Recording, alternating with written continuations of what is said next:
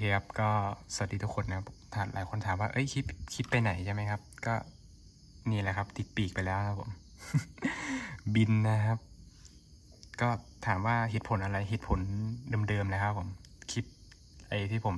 ทำก่อนหน้านั้นก็เหตุผลนี้เลยมันก็ลบออกเพราะว่าอะไรนะละเมิดกฎทั้งที่เราไม่ได้ทำอะไรเลยเว้ยแล้วแบบ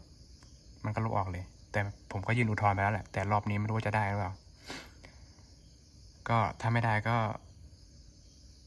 ตามนั้นแหละครับผมก็คลิปล่าสุดที่ผมจะลงไปเนี่ยไม่รู้ว่าจะบินตามด้วยหรือเปล่าเหมือนกัน